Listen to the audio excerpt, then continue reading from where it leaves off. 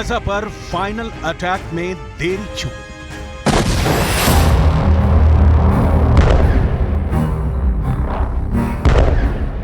Netanyahu को हमले से किसने रोका?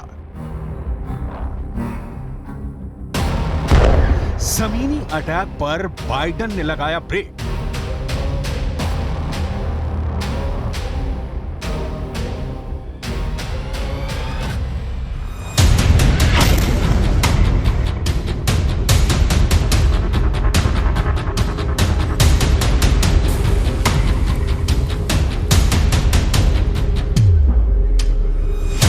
इजरायल और हमास की जंग के बीच में सुपर पावर अमेरिका ने तेल अवीव में खूंटा गाड़ रखा है।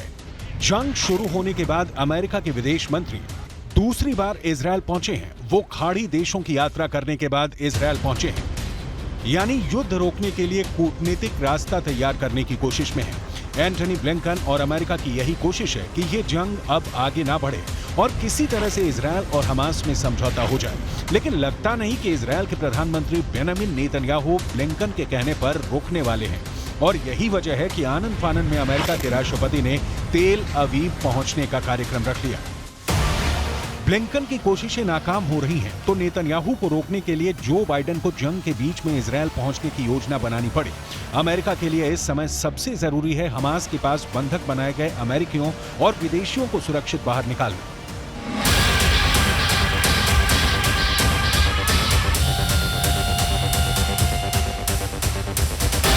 यही वजह है कि इतने खतरनाक हालात होने के बावजूद अमेरिका के राष्ट्रपति जो बाइडेन ने तेल अवीव पहुंचने का फैसला किया।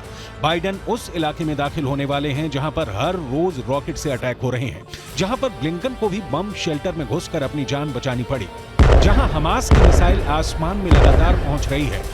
और मंगलवार को तो इजरायल की संसद से नेतन्याहू और यार लैपिड समेत सभी सांसदों को भागना पड़ा।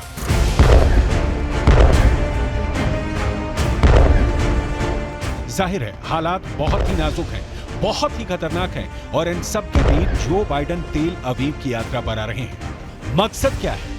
5 पॉइंटर से समझिए, जैसा कि अमेरिका के विदेश मंत्री एंटनी ब्लिंकन ने बताया। पहला मकसद है हमास के खिलाफ इजरायल की पूरी मदद। दूसरा मकसद है ईरान को हिमाकत न करने का संदेश। तीसरा मकसद है हमास के कब्जे से बंधकों को निकालना। चौथा मकसद है इजरायल वॉर की रणनीति को समझना। पांचवा मकसद है जंग की सूरत में आम लोगों का नुकसान कम करना। युद्ध क्षेत्र में अमेरिकी राष्ट्रपति के आने से ये 5 वो मकसद हैं जो ब्लिंकन ने सबके सामने जाहिर किया। लेकिन अमेरिका शुरुआत से कोशिश कर रहा है कि ये जंग आगे ना बढ़े और इसके लिए चेतावनी भी दे चुका है कि अगर ये जंग आगे बढ़ी तो ईरान और दूसरे इस्लामिक मुल्क इजरायल के खिलाफ युद्ध में खड़े हो जाएंगे और फिर दुनिया के व्यापार में सबसे अहम भूमिका निभाने वाले पश्चिम एशिया का ये अहम इलाका वॉर जोन में तब्दील हो जाएगा और यहाँ शुरू हुई जंग विश्व युद्ध का भी रूप ले सकती है। לנהל שגרת חיים לצד ניהול הלחימה. היכולת שלנו לנהל שגרת חיים לצד המלחמה תמונה רק בדבר אחד, בחוסן שלנו כחברה. לביקור של נשיא ארצות הברית יש חשיבות אסטרטגית. יש חשיבות אסטרטגית. החשיבות האסטרטגית שלו היא על המזרח התיכון כולו. इजरायल ने गाजा को मिट्टी में मिलाने की कसम खाई है, हमास को जड़ से मिटा देने की कसम खाई है और पहले दिन हमास के हमले को इजरायल का 9/11 करार देकर इजरायल ने अमेरिका को भी अपने इरादे बता दिए थे कि जैसे उसने 9/11 का बदला लेने के लिए पूरे अफगानिस्तान में तबाही ला दी, वैसे इजरायल तब तक नहीं रुकेगा जब तक वो इजरायल पर हमला करने वाले हर एक किरदार को, हर एक गुनहगार को जहन्नुम नहीं पहुंचा देता। और इसीलिए नेतन्याहू ने गाजा पट्टी के पास मिलिट्री जोन तैयार किया और उत्तरी गाजा में 3 तरफ से हमला करने की पूरी तैयारी कर ली। और द न्यूयॉर्क टाइम्स ने इजरायली सेना के एक अधिकारी के हवाले से यह भी जाहिर किया कि इजरायल इस बार कब्जा करने की नीयत से गाजा पर जमीनी हमला करने वाला है और इस हमले की तारीख भी तय थी कि शनिवार को ही हमला होने वाला था, लेकिन वो हमला नहीं हुआ। आईडीएफ बार बार उत्तरी गाजा के लोगों को इलाका खाली करने के लिए कह रही है और ये भी कह रही है कि इजरायल कभी भी इस इलाके में हमला कर सकता है, लेकिन अब तक नेतन्याहू ने ग्राउंड ऑपरेशन की फाइल पर साइन नहीं किया है। आखिर कौन इजरायल को ऐसा करने से रोक रहा है? आईडीएफ और इजरायली सरकार के अंदर से जो खबरें आ रही हैं उसके मुताबिक गाजा में ग्राउंड ऑपरेशन पर ब्रेक लगाने की कई वजहें हैं, जिसमें एक प्रमुख वजह है जो बाइडेन दरअसल अमेरिका नहीं चाहता कि युद्ध में आम नागरिकों की जान जाए।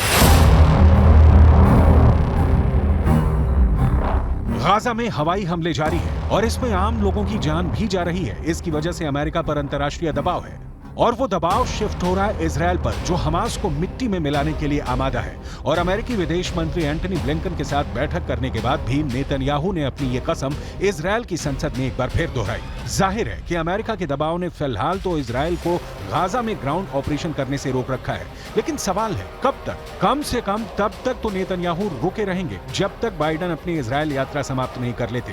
हालांकि अमेरिकी राष्ट्रपति जो बाइडन युद्ध के माहौल में इसीलिए तेल अवीव पहुंच रहे हैं ताकि वो इस युद्ध को आगे बढ़ने से रोक सकें, और ये तभी होगा जब वो नेतन्याहू के गाजा में ग्राउंड ऑपरेशन को शुरू होने से रोक सकें।